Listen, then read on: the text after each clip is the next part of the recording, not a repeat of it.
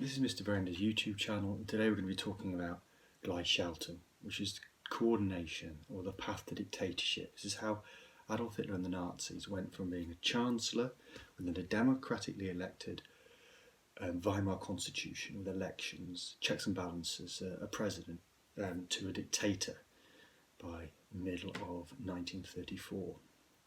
So if you remember from one of my last posts, Hitler became Chancellor of Germany on the 30th of January 1933 after political scheming of others of von Papen and Hindenburg against von Schleicher.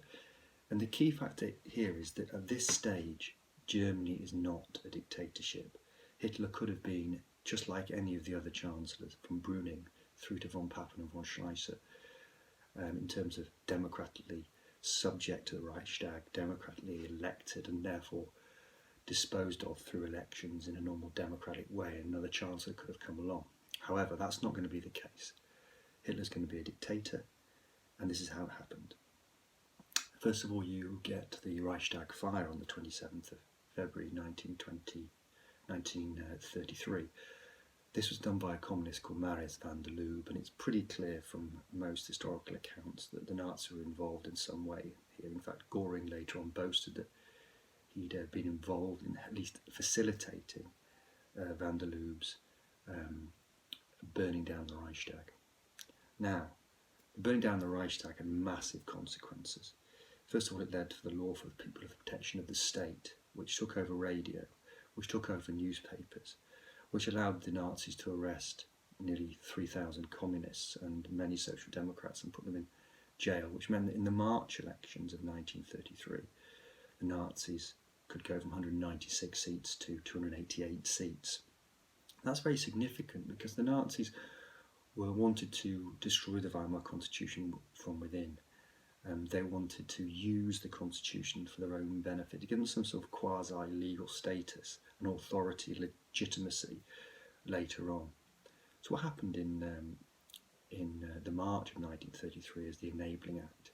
The Enabling Act is really important. It's possibly the key factor in why Hitler became dictator, because what it does is exactly what it says, is it enables Hitler to pass laws without the Reichstag, therefore becoming a dictator. He's able to do this because the Nationalists and the Centre Party vote for it as well, Centre Party being the party of the Church, and he promises the Catholic Church that he will not interfere.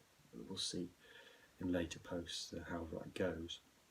The Enabling Act allowed the Nazis to ban political parties, ban trade unions, take over local government, and begin this process of Gleichschaltung or coordination, in which they Nazify the German state, create totalitarian dictatorship.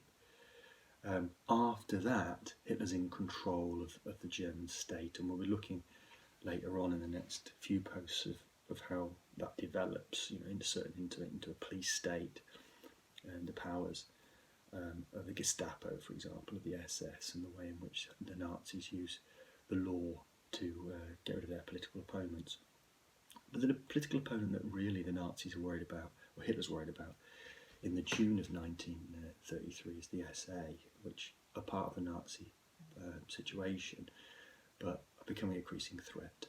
Ernst Röhm is making enemies with Himmler. The SA have got nearly 4 million members, and so therefore on the 30th of June 1933 Hitler makes the decision to kill the leadership of the SA, along with lots of people that have got in his way before, people back from the 1923 Beer Hall Putsch, for example, who were involved in that. Now, once Hitler has killed the SA, he's therefore taken over the government. He's therefore also destroyed the only group within the party that could get rid of him. But he's still not fully dictator. His dictatorship becomes full fruition when, in April 1934, Paul von Hindenburg, who's the president of Germany, dies. Hitler then can become Führer, which means he is both commander-in-chief, he is in charge of the government, he's the chief executive, and he obviously doesn't have a parliament, doesn't have a Reichstag to stop him. So you can see that the Nazis have gone from a Weimar Republic, a constitution, a democratic system, to a dictatorship very, very quickly.